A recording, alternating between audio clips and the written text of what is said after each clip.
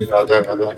राधे राधे महाराज जी, आपके चरणों में कोटि कोटि प्रणाम। गुरुजी, मेरे जीवन में सब कुछ होने के बावजूद मैं भीतर से अशांत और बेचैन रहता हूँ। मैं हमेशा कुछ ना कुछ अधिक पाने की चाह में लगा रहता हूँ। जैसा आपका प्रश्न है ऐसे एक आई थी, वो कहा मेरे पास सब कुछ है पर मैं अशांत हूँ। बिल्कुल ठीक यही प्रश्न था। क्या कमी है मेरे जीवन में जो मैं अशांत हूँ? तो सबसे pहली बात है, बिना भगवान के तब लगी कुशल न जीव कहूं, सपने हो मन विश्राम, जब लग भजत न राम को, शोक धाम तज काम। तुम्हारे पास जो कुछ है वो सब नाशवान है। अगर शरीर छूटे तो क्या जाएगा तुम्हारे साथ? हमें बराबर में लगा के बताओ। बराबर तो आप कुछ नहीं लगता। यही शब्द निकलेगा ना, कुछ नहीं जाएगा, इसीलिए अशांत है मन। दूसरी बात, तुम जिन भोगों को सुख मान रहे हो, सच्ची मानो मन नहीं चाह रहा हो। वो लग जरूर रहा, ढूंढ, दिशा गलत है उसकी, लेकिन आप देखो हर भोग भोगने के बाद लगता है यार वो जो हमने चिंतन किया था कि मैं कृतकृत्य हो जाऊंगा, सुखी हो जाऊंगा, वो नहीं हुआ यार। शायद उसमें हो पूरा जीवन व्यतीत हो जाता है, लेकिन मन कहीं टिका नहीं।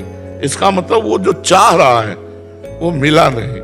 और यदि भगवान में लगा दो तो देखो केवट क्या कह रहा है, अब कछुनाथ न चाहिए मोरे, दीन दयाल अनुग्रह तोरे। अब नहीं चाहिए। जो चाह थी वो बड़ी जगह पहुंच गई, ठिकाने पे प्रभु के चरणारविंद मिल गए, अब नहीं चाहिए। हम सबसे बड़े बनने की चेष्टा करते हैं, चाहे जिस डिपार्टमेंट में हो। नहीं, सब लोग देख लो। क्यों? क्योंकि सबसे बड़े के बच्चे हैं, सबसे बड़े के बच्चे हैं ईश्वर का अंश, जीव अविनाशी, चेतन अमल, सहज सुख। सबसे बड़े के बच्चे हैं तो हम सबसे बड़े बनना चाहते हैं। तो अगर हम अपने पिता का स्मरण करें जो वास्तविक मेरा पिता है, तो हमें शांति मिल जाए, तो हमें सुख मिल जाए, तो हम सबसे बड़े हो जाएंगे। जो प्रतिपल भगवान की कृपा मनाता रहता है, हर क्षण भगवान का नाम जप करता रहता है और आए हुए सुख दुख को समान भाव से भोग लेता है, उसको परम पद ऐसे प्राप्त होता है जैसे पिता की प्रॉपर्टी पर पुत्र का स्वयं अधिकार हो जाता है। हमारी ये आकांक्षा तब तक पूरी नहीं होगी जब तक भगवान नहीं मिलेंगे। बच्चा देखो, जवानी में मन में होता है कि अगर सुंदर दूल्हा मिल जाए या सुंदर दुल्हन मिल जाए, बस फिर अब नहीं, एक मकान बढ़िया हो जाए, अगर एक गाड़ी हो, ये बातें करोड़ों लोगों के पास होंगी। करोड़ों लोगों के पास जो अपनी कामना है, करोड़ों लोग इस पे हो, लेकिन उनकी कामना कुछ और है। और वो जो कामना कर रहे हैं वो हजारों के पास होगी, लेकिन उन हजारों में भी कामना है। यहां तक कि अगर ब्रह्मा का पद भी मिल जाए तो भी कामना रहेगी। जब तक भगवान की प्राप्ति नहीं होगी तब तक ये रुकेगा नहीं मन। कहीं भी लगा के देख लो आप, कहीं भी लगा के देख लो, मन देखता है कि अगर ये व्यक्ति मिल जाए, ये वस्तु मिल जाए, ये स्थान मिल जाए, ये पद मिल जाए, तो मैं कृतकृत्य हो जाऊंगा। लेकिन वो है किसी के पास, लेकिन वो भी कृतकृत्य नहीं है, वो भी ऐसे तरस रहा है। तुम समझते हो कि इसमें सुख है और उसको भोगने वाला तीसरे को देख रहा है और तीसरा चौथे को देख रहा है। क्या है ये नौटंकी? क्या है माया की? आप देख लो, हम जो कह रहे हैं समझ पा रहे हो ना? ये नौटंकी माया की। जब तक भगवान का आश्रय नहीं लोगे तब तक तृप्त नहीं हो सकते, नहीं हो सकते। ये जो पापाचरण हो रहा है ना, ये इसी में हो रहा है यार। इसमें तो सुख नहीं मिला, शायद इतनी अवस्था वाले में हो, शायद इतनी अवस्था वाले में हो। ये मन खोज कर रहा है किसकी? परमात्मानंद की। दिशा कौन सी हो गई? जगत, भोग कभी नहीं मिल सकता। एक बार एक राजा के महल का हार खो गया रानी का। उसने अपने नगर में घोषणा करा दी कि शाम तक अगर कोई हार रानी का लेके आएगा, वो बहुत, रानी ने कहा मुझे वही हार चाहिए, तो बोले मैं अपने समान सुख प्रदान करूंगा। जैसे मेरा राजमहल ऐसे उसके लिए राजमहल, उसे सारूप्य सायुज्य मोक्ष कहते हैं, सायुज्य मोक्ष कहते हैं। अब सब ढूंढने के लिए गए, कोई किधर कोई किधर कोई किधर ढूंढ रहा। एक आदमी एक नदी के किनारे ढूंढ रहा, शायद अचानक दृष्टि पड़ी तो हार दिखाई दिया जल में। वो कूद पड़ा, नीचे समेटा तो कीचड़ हाथ आया, फिर आया, हार तो यही था। तो काफी देर एकाग्र खड़ा रहा, जल शांत हुआ, फिर हार दिखाई दिया, फिर कूद गया, शाम हो गई। इतने में एक महात्मा वहां भ्रमण कर रहे थे, उन्होंने उसकी चेष्टा को देखा, कहा बेटा क्या है? बोले नहीं नहीं आप जाओ। बोले हम लोग महात्मा है, हमें थोड़ी कुछ चाहिए, हम तुम्हारा सहयोग करेंगे। बोले देखो स्वामी जी वो हार दिखाई दे रहा है। बोले वहां हार होता तो सुबह से शाम हो गई तुम्हें मिल जाता।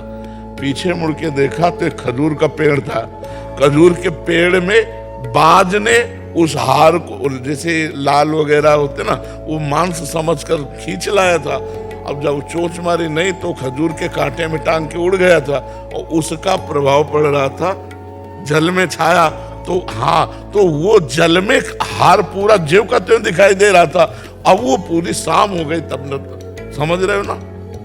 भगवान रूपी राजा ने जीव रूपी प्रजा को कि तुम जो मेरा स्वरूप आनंद है उसको खोज लो, आनंद को, तो मैं तुम्हें सायुज्य मोक्ष दूंगा।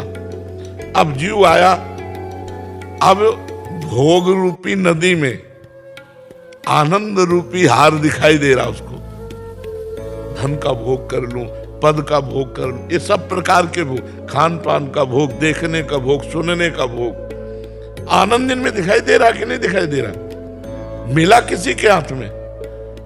आप देखो, वही जैसे वो कीचड़ हाथ में लगता है, वैसे पश्चाताप हाथ में लगता है कि यार पूरा जीवन हो गया, वो चीज तो नहीं है, इसमें होगा आनंद। वो भोग नदी में ही खोज रहा है, योग की तरफ नहीं। जब लौटे, जिधर मुख किए उधर नहीं मिलेगा, लौटो।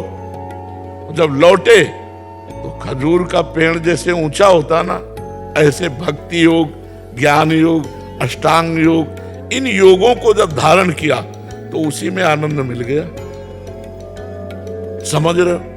आनंद भोगों में नहीं, पूरा जीवन हो गया भोगते भोगते। किसी को भी अगर मिले, किसी को कोई कि मैं बहुत खुश हूं, ऐसा नहीं मिल सकता। बहुत बड़े पद में वो इतने डिस्टर्ब थे, तो आप लोगों को लगेगा कि 20 गाड़ियां चल रही साथ में और इतना सब, कितने सुखी होंगे। लेकिन जब पर्सनल बात की ना, वो पर्सनल इसीलिए रुके थे अपनी समस्याओं का समाधान।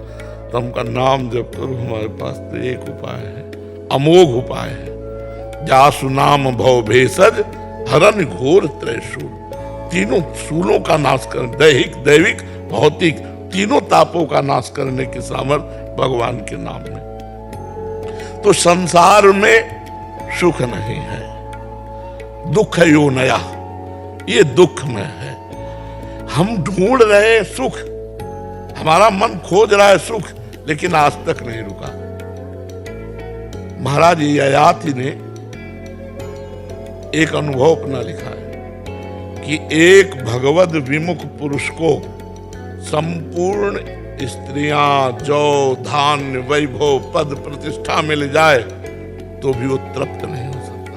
भगवत विमुख, अगर भगवत सन्मुख, वो अनुभव इसलिए कि अपने पुत्र की 1000 वर्ष जवानी खुद भोगी, तब उन्होंने लिखा। अपनी तो भोगी ही, अपने पुत्र की 1000 वर्ष जवानी लेकर के और उसको भोगा, तब उन्होंने लिखा कि भोगों में सुख नहीं है। आप लोग तो उसी गृहस्थी में हो, संसार में हो। अगर नाम जप करोगे तो इसी में सुख मिलने लगेगा। कैसे? जैसे ऐसे बर्फी खाओ, अलग बात है, भगवान को जब भोग लगा दी गई, अरे तो चाहे जितने बड़े धनी हो, बट रहा हो, तो ऐसे नहीं करोगे।